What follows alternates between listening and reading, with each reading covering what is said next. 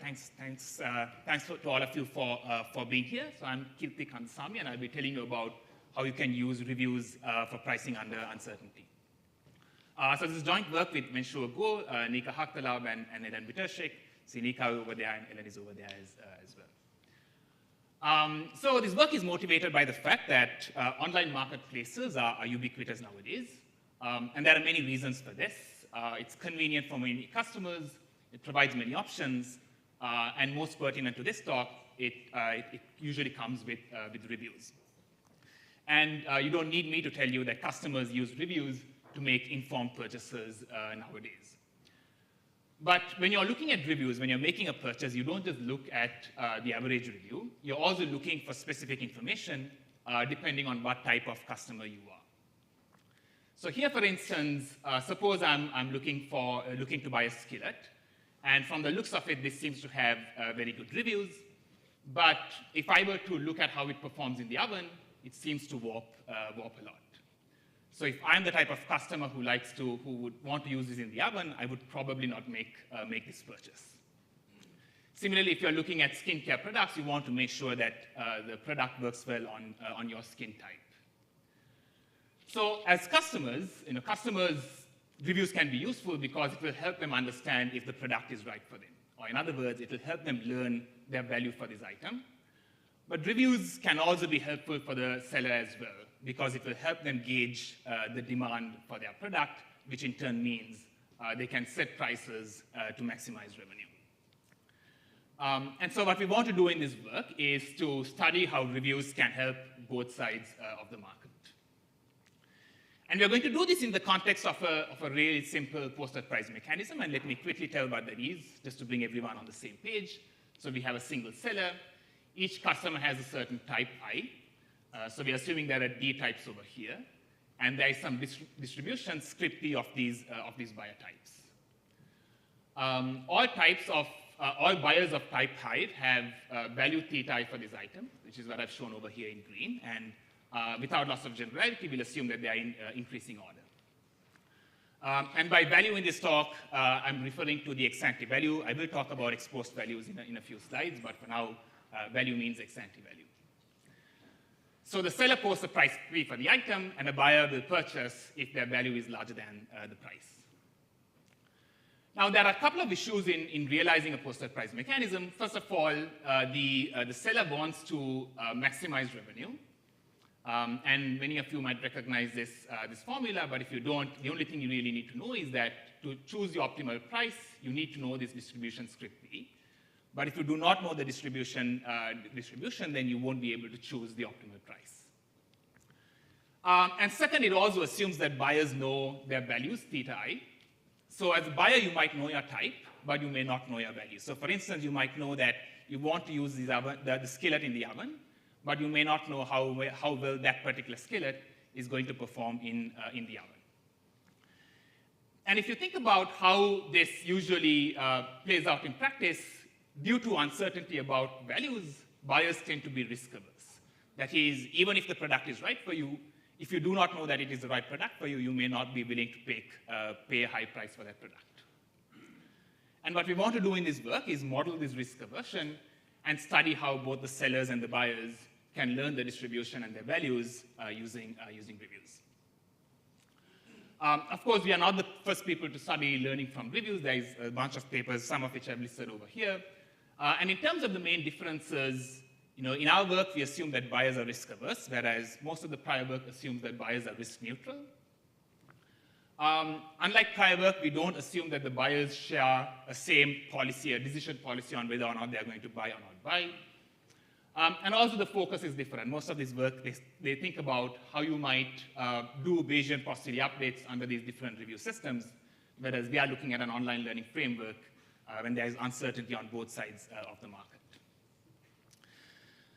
And now what I want to do is to go ahead and formalize this a bit more rigorously, and we're going to do this in an online learning framework where on any given round, you have reviews from previous rounds.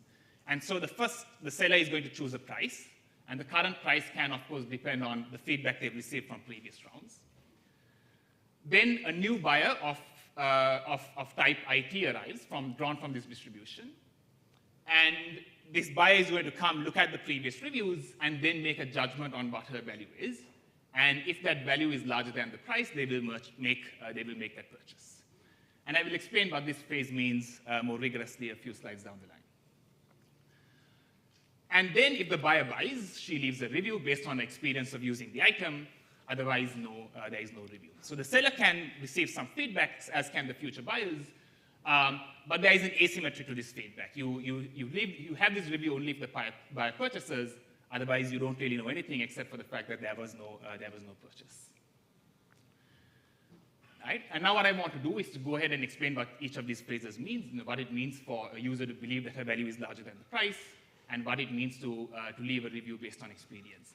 And let me first start off with this phrase. So here, as I said before, the buyer has exact value theta I.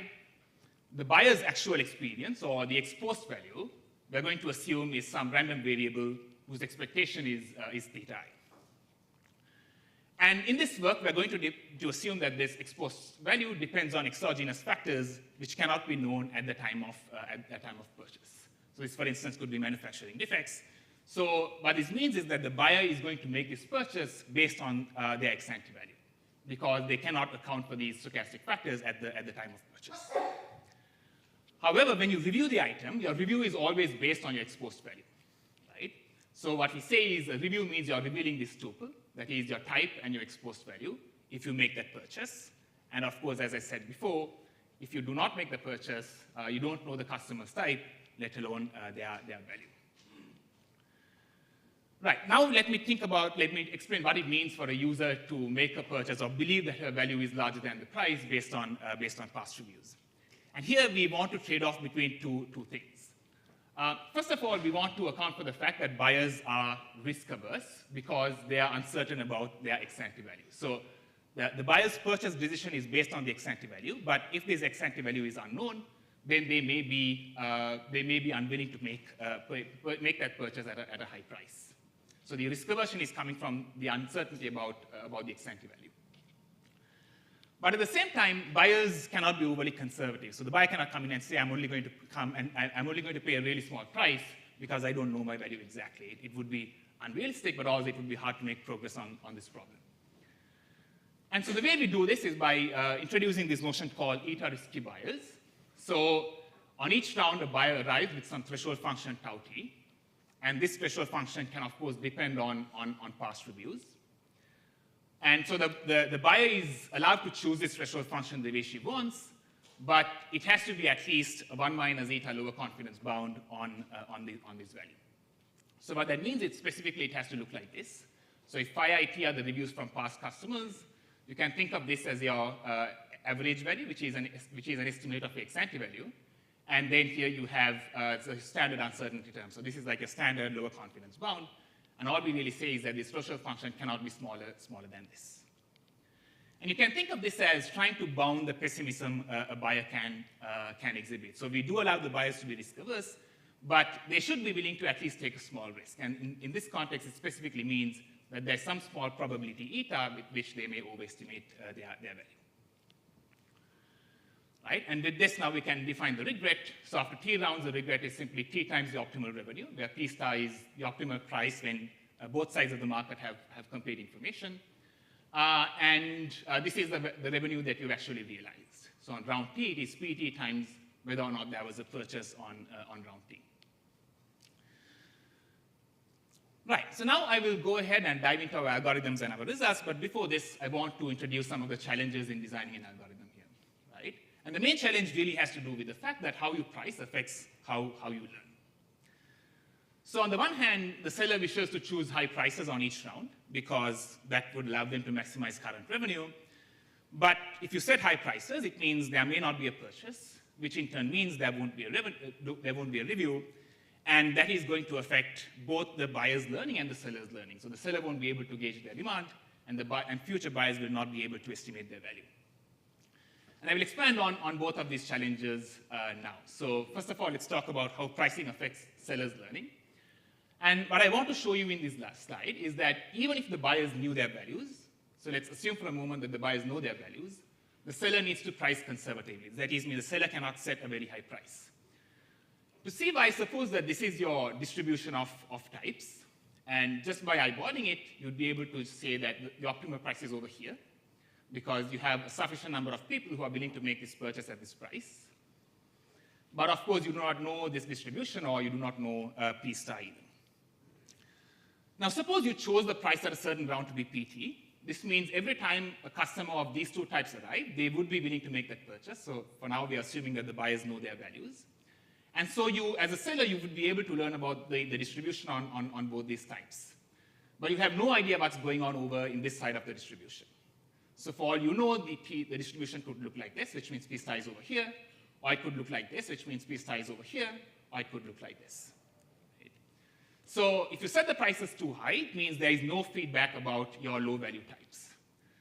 Now, of course, one way to solve this is to set the price to be really low, which means everyone's going to make the purchase, and therefore you will learn what types are there. But this, of course, means you will have low revenue.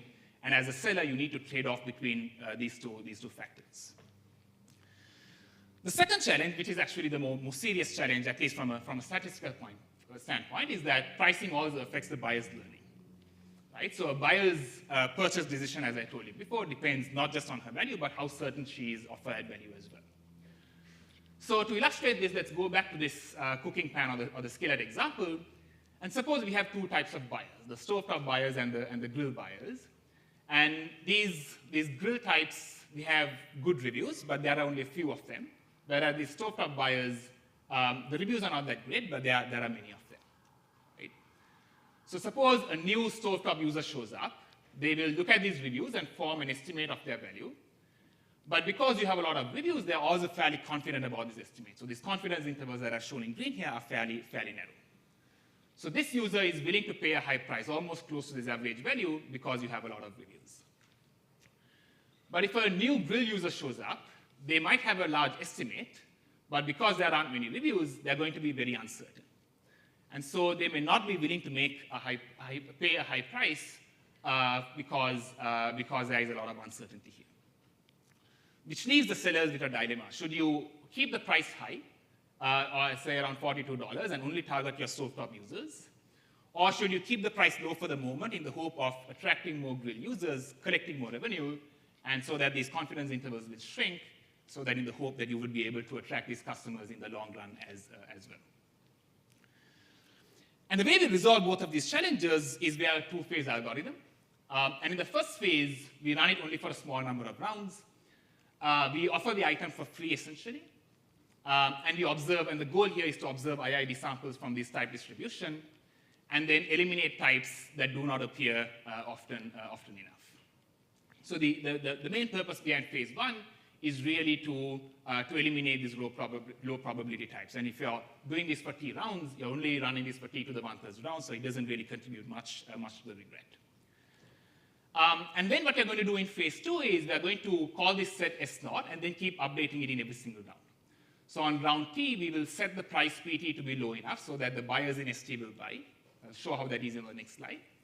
And then at the end of the round, we will eliminate all the types who contribute too little to revenue, and then we will keep eliminating types from ST. Right? So let me show how phase two works, and then we'll think about why we need a phase one. So in phase two, let's say that ST are the customers we're targeting on the current round. What we're going to do is we're going to maintain these confidence intervals, these 1 minus eta confidence intervals, for the buyer's estimate of theta I. Right? So if these are your types ST in the current round, and these are confidence intervals, you would choose PT to be the minimum lower confidence bounds of these confidence intervals, which guarantees that all these types in ST will buy because it's larger than the threshold. And then for updating it, I won't go into the details right now. It is a fairly involved procedure, but if you're familiar with the best time identification literature, it has a racing style elimination procedure to eliminate the types in ST. So this is phase two. So why do we need a phase one? Well, so as a reminder, we offer the item for free and eliminate types that are infrequent.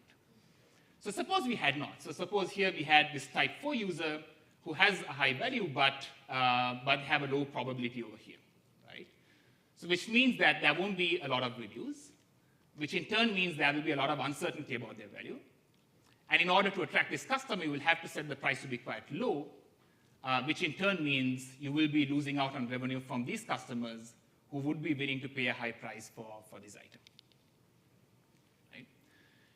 And theoretically, what we show is that after 3 rounds with D types, the expected regret is the minimum of D to the 1/3 and T to the 2/3 and square root T over Q min. So the Q min is the probability of the lowest type. So in the worst case, you have T to the 2/3 regret. But if all types appear with high probability, that is, if Q min is large, then it improves to square root T. And we complement this with machine lower bound. So in the worst case, you cannot do better than this T to the 2/3 regret. But if you constrain yourselves to a problem where Q min is large, then the expected regret is improves to square root T over Q min. And as I said before, the proof of the lower bound really uses the risk-averse nature of the buyers. And the way we prove this is by showing that no algorithm can do better than an algorithm which first eliminates the low probability types and then focuses on the rest. So in some sense, the proof of this lower bound supports the structure of our algorithm where we eliminate the low probability types first and then focus on the rest. And finally, for those of you who are wondering, that eta parameter, which is our risk aversion parameter, also shows up in the upper and lower bounds as log factors over here. All right, so that's about it. Let me acknowledge my collaborators once more, and let me thank all of you for listening, and also thank the awards committee for recognizing this paper. It's an honor. And that's about it. I'll leave this summary slide while I take questions. Oh, great, thank you.